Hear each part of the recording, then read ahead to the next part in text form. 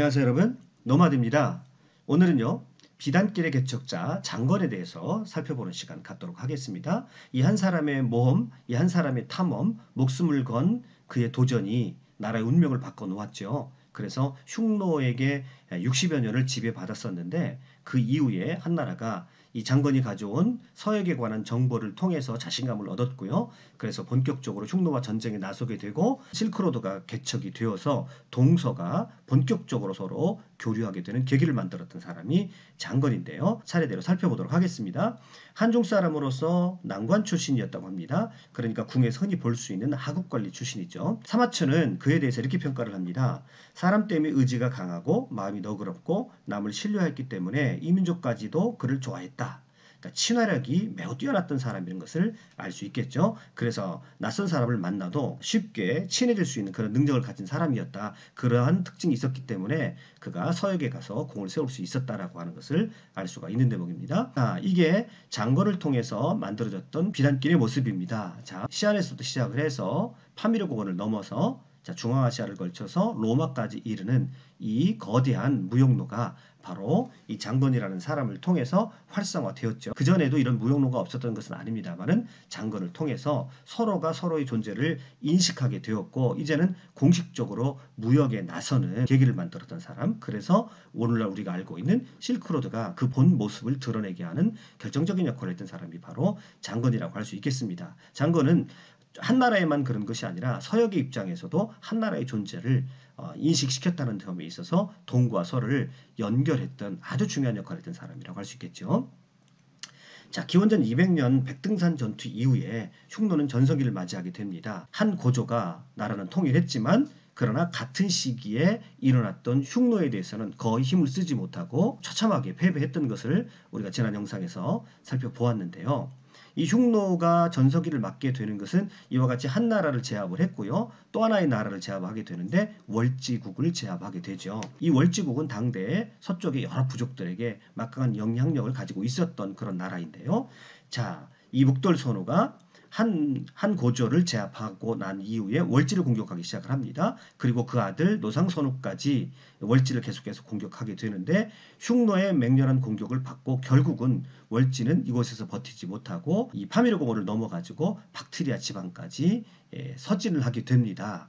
그래서 그곳에서 자리를 잡게 되는데요. 흉노에게 쫓겨날 때 노상선호 때 이 월지국의 왕을 잡아가지고 그의 머리로 술잔을 만들어가지고 마셨던 그런 얘기는 너무도 유명하죠. 그래서 이 월지국과 이 흉노는 서로 철천지 원수지간이 되었다고 하죠. 이 월지국과 흉노와의 이 원한 관계가 후에 무제가 월지국과 동맹을 맺고자 하는 계기를 만들었죠. 전성기 때 흉노는요, 이 탈인분지 타클라막한 사막 주변에 있는 오아시스 국가들을 지배를 했습니다. 이 오아시스 국가들은 기본적으로 무역을 통해서 먹고 살았거든요. 그 다음에 한나라에서 오는 조공들, 곡물, 약재, 옷감 등 조공들을 가지고 이 거대한 대제국을 운영을 했었습니다. 그래서 흉노의 전성기는 한나라의 조공과 오아시스 교역로를 지배를 통해서 여기에서 나오는 세금으로 나라를 운영했다라고 보면 됩니다. 그러면서 백등산 전투 이후에 60여 년을 이 지역의 최강대국으로 자리를 잡았죠. 자, 한나라 입장에서 봐서는요, 60여 년을 흉노에게 시달림을 받았습니다. 때마다 조공을 받자 했지만 그럼에도 불구하고 흉노는 약속을 깨고 너무 많이 침범을 했거든요. 그렇지만 아직까지는 나라 국력이 약하다고 생각을 해서 꾹꾹 참았습니다. 그래서 내실을 키우게 됐고 문제 때 경제 때 나라를 잘 운영해서 이제 나라의 곳간이 창고가 차기 시작했습니다. 그래서 이만하면 되었다 싶어가지고 백등산 전투 이후에 60여 년 만에 기원전 141년 한무제가 즉위를 하게 됩니다. 자존심이 강한 한무제는 흉노에게 더 이상 시달려서는 안 되겠다 싶어가지고 흉노에서 벗어나려고 결심을 합니다. 자, 그런데 방법을 찾던 중에 투항한 흉노족에서 굉장히 중요한 정보를 얻게 됩니다. 아까 말씀드렸던 월지와 흉노의 원한 관계죠.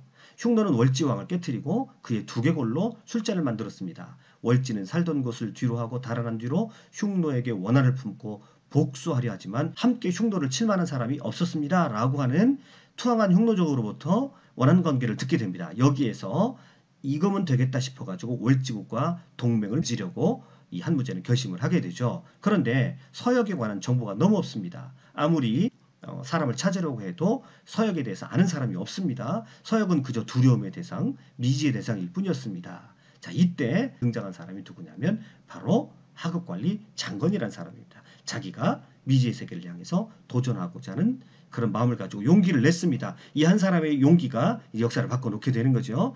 이 장건이 마침내 이제 서역으로 갑니다. 자, 이 장면은요, 둔왕석굴에 새겨진 서역 출사도라는 그런 그림인데요. 장건이 기원전 139년에 대월지로 파견되는 그런 장면을 그린 벽화입니다. 자, 여기에 말 위에 타고 있는 사람이 한 무제고요. 여기 장건이 이제 왕에게 떠나겠다라고 하는 인사를 드리는 그런 장면입니다. 흉노족 출신의 간보라고 하는 종과 100여 명의 종자들을 데리고 장안을 출발을 해서 서역으로 대월지국으로 출발합니다. 원래 월지국은 하서회랑 부근에 자리를 잡고 있었는데요. 흉노의 공격으로 인해서 이만큼 서쪽으로 밀려난 것을 볼 수 있습니다. 그래서 월지국과 동맹을 맺기 위해서 장건이 출발을 한 겁니다.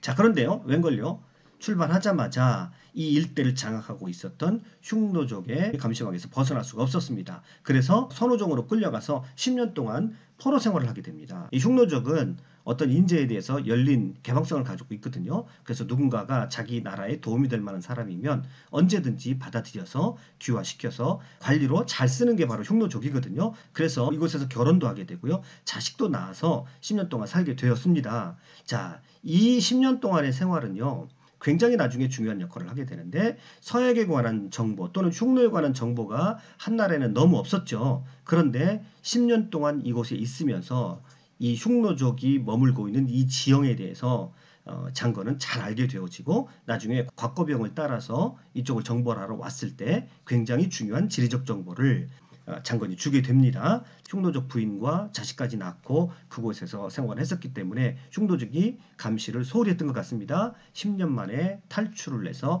자기가 본래 가고자 하는 월지국으로 향해서 출발하게 됩니다. 그런데 이 일대는 타클라마칸 사막입니다. 이 타클라마칸 사막은 죽음의 사막이라고 알려져 있었거든요. 그래서 이 죽음의 사막을 뚫고 그가 도착한 곳이 대원이라는 나라였습니다. 흉노를 탈출을 해가지고 파미를 넘어서 대원이라는 나라에 도착했는데요. 그곳에서 자기가 한나라 사람으로 대월지국에 찾아가기 위해서 찾아왔노라고, 동맹을 맺기 위해서 찾아왔노라고 말을 합니다. 그랬더니 대원국의 사람들이 가이드 해줍니다. 그래서 대월지에 도착을 마침내 했습니다. 그런데요, 그들은 이미 아까 말씀드렸던 대로 이 박트리아 지방이라고 그랬잖아요. 이 박트리아 대hat 지방을 정복을 하고요, 이미 그곳에서 통치하고 있었고, 그곳 땅은 매우 기름이 져서 생산물이 풍부했고 침략자가 거의 없어서 안락하게 살고 있었다라고 말을 합니다. 자, 이 지형상으로 보면요, 아무다리아라고 하는 강 이 부근에 살았는데요, 이 산지로 둘러싸여 있고 그 다음에 강이 흐르고 있기 때문에 굉장히 비옥한 땅입니다. 그래서 이 지역에 자리 잡고 살고 있었고, 그들은 편안하게 살고 있었기 때문에 흉노에 대한 원한은 이미 잊어버리고 있었다라고 하는 것이죠. 그래서 장건이 와서 동맹을 맺자 해도 그들에게는 이제 의미 없는 메아리가 된 거죠. 그래서 장건은 결국 대월지까지 갔지만 자기가 이루고자 하는 목적은 달성하지 못한 채, 동맹을 맺지 못한 채 고국으로 돌아가야 했습니다. 그런데요, 돌아오는 길에 다시 잡힙니다. 다시 흉노에게 잡혀서 1년 동안 그곳에 머물러 있다가 선우가 죽고 정치적인 혼란에 빠진 틈을 타서 탈출을 해서 마침내 13년 만에 귀국을 합니다. 자, 한무제가 사명은 완수하지 못했지만 서역에 관한 너무나도 많은 정보를 그가 가지고 왔고요. 무엇보다도 흉노에 관한 지형적인 정보, 모든 정보들을 다 가지고 왔거든요.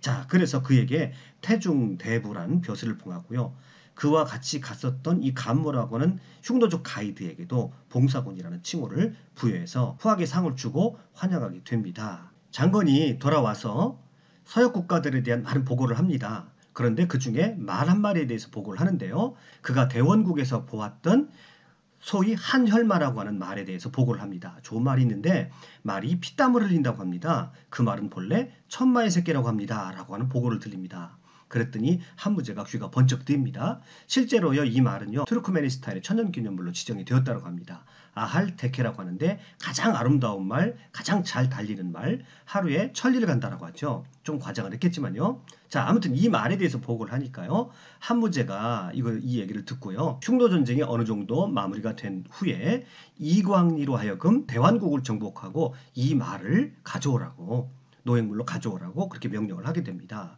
자, 그런데요, 이광리가 전쟁에 이기지 못하고 그냥 빈손으로 돌아옵니다. 그랬더니 이 한무제가 너무 무정한 조치를 취하는데, 옥문관, 여기 보시다시피 여기 둔왕 지역에 있는 옥문관인데요.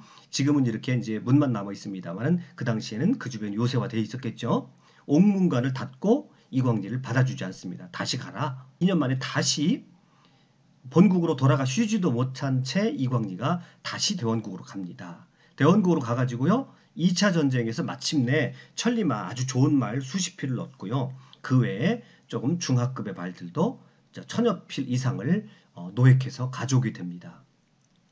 그랬더니 이 한무제가 서극천마가라는 시까지 지어가지고 칭송을 했다라고 하는 것이죠. 자, 너무너무 이 말이 너무 좋았던 것이죠. 사실 알고 봤더니 한무제가 군마가 필요해서 이 말을 구한 것이 아니라, 이 한무제가 천마를 타고 곤륜산에 올라가서 서왕모, 신화 속의 여신입니다. 서왕모를 만나서 장생불사의 영향을 얻고자 하는 욕망 때문에 이러한 무리한 전쟁을 시켰다고 합니다. 자, 그러니까 진시황의 냄새가 조금 나네요. 아무튼 이 한혈마 때문에 대환국까지 원정을 하게 됩니다만은, 또 그 원정 자체가 또 서역에 관한 많은 정보들을 알게 되어졌고, 이제 한나라가 서역에 대해서 자신감을 갖는 그런 계기가 되죠.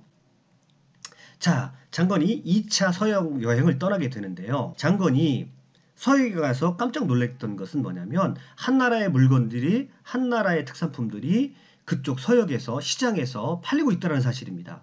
구체적으로 어떤 얘기냐면, 촉지방의 물품이 대하국에 박트리아에서 유통되고 있는 것을 본 기억이 났습니다. 그래서 그는 생각을 하기를, 서남이 거주 지역, 즉 남쪽 지역이에요. 남쪽 지역을 지나 신도, 인도를 경유하여서 서역으로 갈 수 있는 길을 찾아봐야 되겠다라고 허락을 받고 떠납니다만 실패합니다. 지금으로 말하면 아마 참화고도쯤 될 것 같습니다. 그래서 장안을 내려와서 이쪽으로 해서 인도를 통해서 서역으로 가는 길을 찾으려고 했습니다만은, 제 생각에는 아마 이제 이 히말라야 산맥에 막혀서 실패했던 것 같아요. 그래서 2차 서역 여행이 실패하게 됩니다. 그 다음에 그 후에 이 장건은요, 흉노 전쟁에 참전을 하게 되는데, 이때 결정적인 역할을 하게 되죠. 왜냐하면 그는 이미 흉노족에게서 포로로 10년을 붙잡혀 있었거든요. 그러니까 그 지역에 대해서 너무너무 잘 안다는 거죠. 그래서 한서의 장건절에 보면 이렇게 평가를 합니다.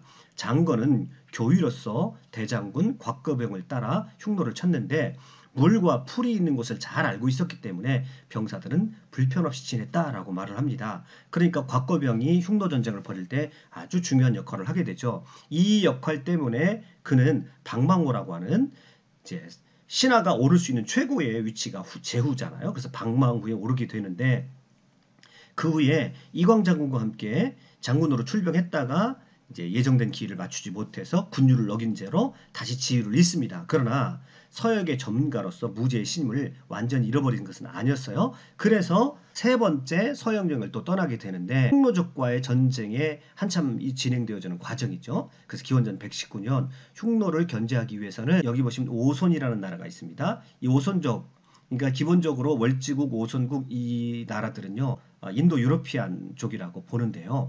아무튼 이 오손족이 흉노가 약해진 틈을 타서 다시 힘을 얻자 한나라에서는 오손과 동맹을 맺고자 해서 장건을 다시 파견하게 됩니다. 이때 장건이 사신으로 가면서 이 주변에 있는 모든 나라들에게 자기 밑에 있는 부사들을 파견하게 됩니다.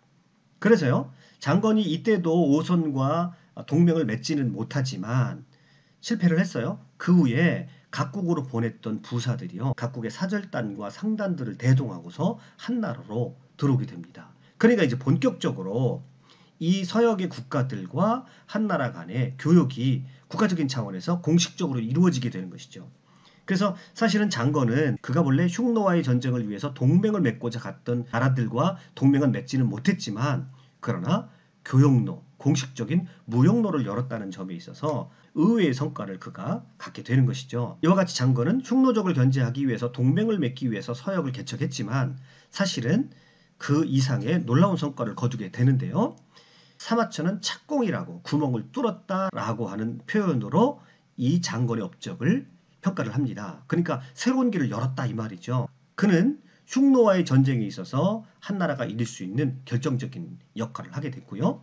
자, 한나라가 중원에서 패권 싸움 하는 것에 몰두해 있었던 한나라가 이제 주변으로 눈을 돌리게 되고요. 이 흉노와의 전쟁에 나서면서 서역에 관한 새로운 정보들을 얻게 되죠. 그리고 공식적인 무역에 나서면서 그들의 세계에 관한 인식이 확 넓어지게 되는 그런 계기가 이 장건의 서역 여행을 통해서 만들어지게 되고요. 그 다음에 서방 세계와의 교육이 확대되어지고 다양한 문물과 문화가 소개되어집니다. 서역도 마찬가지고 한나라도 마찬가지고 서로에 대해서 인식을 하게 되고 이제는 본격적으로 무역이 이루어지게 되어집니다. 그래서 보석류, 공예품, 향료, 석류, 포도, 목재 심지어는 서역의 서커스까지 이때 한나라에 들어와서 유행했다고 합니다. 그리고 말할 것도 없이 이제 한나라의 비단 또 뭐 도자기 이런 것들이 이제 비단길 루트를 따라서 서방으로 전달이 됐겠죠. 결론적으로 이 장건이라는 사람은 목숨을 걸고 자신에게 맡겨준 그런 사명을 감당하기 위해서 노력하다가 뜻밖의 비단길이 열려지는 인류 역사에 있어서 동과 서가 서로를 본격적으로 인식하고 소통하며 또 다양한 교육이 확대되었던 비단길을 열어가는 굉장한 기여를 했던 사람이 바로 장건이라고 할 수 있겠습니다. 자, 오늘 장건의 얘기를 끝까지 시청해 주셔서 대단히 감사합니다. 수고하셨습니다.